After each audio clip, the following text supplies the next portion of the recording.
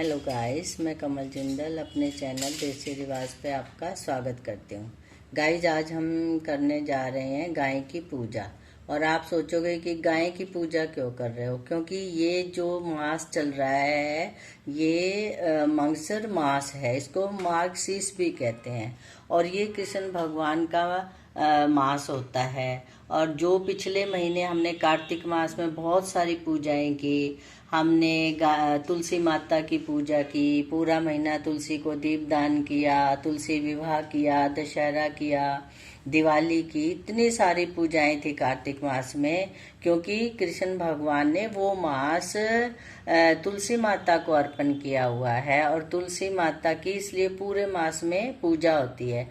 लेकिन जो ये मार्ग मास है ये कृष्ण भगवान को बहुत ही प्रिय है और वो इस मास में जो कृष्ण भगवान ने गायों की खूब वो सेवा करते थे और सुदामा जैसे उनके दोस्त थे जिनकी वो बहुत ज़्यादा मदद करते थे। तो इस प्रकार हम इस मास में गायों की पूजा को बड़ा महत्व देते हैं। पर गाइस, हम लोग जैसे कहीं फ्लैट्स में रहते हैं, कहीं और रहते हैं जहाँ पर गायें नहीं मिलती है और हम ना चारा खिला सकते हैं ना कुछ कर सकते हैं।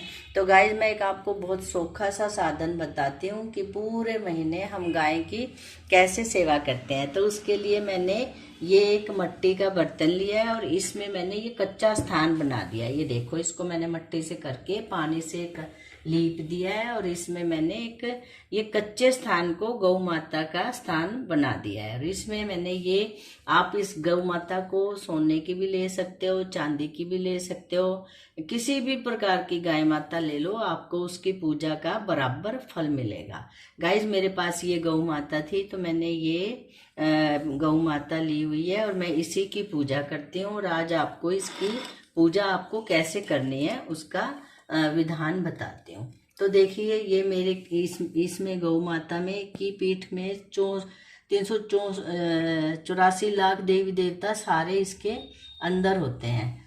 गौ माता में सभी देवता निवास करते हैं। तो आप गौ माता की नहीं, सभी देवताओं की भी पूजा कर रहे हो। तो मेरी इस गौ माता पे ये राधा कृष्ण भी बने हुए हैं। तो मैं आपको बताती हूँ सबसे पहले आपको क्या करना है। तो गाइस देखिए, सबसे पहले हम गाय माता को ये तिलक करेंगे। ये मैंने गौ माता को तिलक कर दिया और ये मैंने थोड़े से चावल चढ़ा दिए। फिर मैं ये जो कृष्ण मुरारी, राधे माता, इनको भी पूजन कर लूँगी। और ये है गाय का बछड़ा, ये दूध पीता हुआ बछड़ा है और मैं इसकी भी आपको पूजा करके दिखाती हूँ। अब गाइस देखो, इसकी हमने पूजा तो कर ली, इसके बाद हम थोड़ा सा इनके चरणों में मोली भी अर्पण कर देंगे। ये देखिए, ये मैंने मोली भी अर्पण कर दी। और इसको खिलाने के लिए आपको सिर्फ भगवान को ध्यान में रखते हुए सिर्फ ये इनके निमित्त करना है। और ये मैंने छोटा सा ग्रास की ये बनाई है और ये मैंने गौ माता को अर्पण कर दी है। और इसके बाद आप गौ माता को, जैसे ठंडी है तो हम कोई भी किसी भी प्रकार का कपड़ा लेके और गौ माता पर उड़ा सकते हैं। ये मैंने इस प्रकार गौ माता को उड़ा दी है। तो गाइज, अब हम गौ माता को भोग कैसे लगाएंगे। वैसे तो हमने चारा का लगा दिया है, लेकिन गौ को गाय माता को गुड़ खिलाने से भी बहुत ही लाभ होता है। आप गौ माता के ये गुड़ भी अर्पण कर सकते हो। इससे आप ये गुड़ अर्पण करने के बाद आप गौ चारा के पैसे भी निकाल सकते हो यार। और मैंने ये गौ माता का गुल्लक रखा हुआ है। मैं हर रोज इसमें जितनी मेरी श्रद्धा होती है, 10, 15, 50 जितने भी मैं चाहती हूँ वो नोट में इसमें आप यहाँ अर्पण करो और उसके बाद आप इस गुल्लक में डाल सकते हो। इस प्रकार आपको ये 30 दिन तक पूजा करनी है गौ माता की और गौ माता को ये इस गुल्लक में पैसे डालने हैं।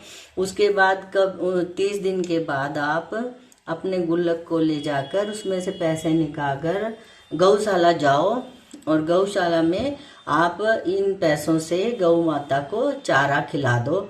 और हाँ गाइस, जिसमें कोई दो राय नहीं है, आपको इसका बराबर फल मिलेगा। आप इस पूजा को हर रोज सुबह निश्चिंत होकर करें। जैसे सही में गौशाला में जाके आपको गाय का फल, पूजा का फल मिलता है, वैसे ही आपको इस प्रकार घर में भी पूजा का फल मिलेगा। और हाँ गाइज, एक बात और, ये कच्चा स्थान घर में रखना बहुत जरूरी है। आजकल हम फ्लैट्स में, घरों में, ऐसे घरों में रहते हैं जहाँ कोई कच्ची जगह होती ही नहीं है, और हम गमले भी लगाते हैं तो उनमें हम पेड़ पौधे डाल देते हैं। इसलिए हमेशा घर में एक ऐसा कच्चा जमीन जरूर रखें। इसका बहुत ही महत्व है, वो मैं फिर बताऊंगी। आज आपको ये सिर्फ मैं गाय माता के लिए ये छोटी सी पूजा है जो कृष्ण जी को बहुत प्यारी है। सबसे पहले तो आप मार्गशीर्ष मास में यही करिए। और दूसरा, आप जैसे कृष्ण भगवान अपने गरीब दोस्त सुदामा का कितना आदर करते थे, कितना प्यार करते थे, आप उसका भी लाभ उठा सकते हैं।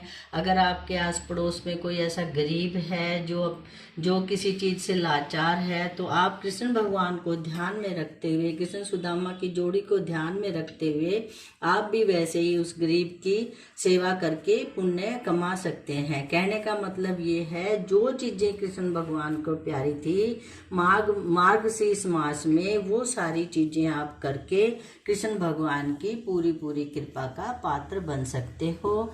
गाइस, ये थी मेरी छोटी सी वीडियो। जिनके यहाँ गायें नहीं आती हैं, गौशाला भी दूर है, जो नित्य ने गौशाला नहीं जा सकते, वो अपने घर में ही गौ माता की पूजा करके और बराबर पुण्य लाभ कमा सकते हो। तो गाइस, ये मेरी छोटी सी वीडियो थी, बताना आपको कैसी लगी। अगर पसंद आई और तो आप इसको लाइक करना, सब्सक्राइब करना, बेल आइकन जरूर दबाना। Thank you.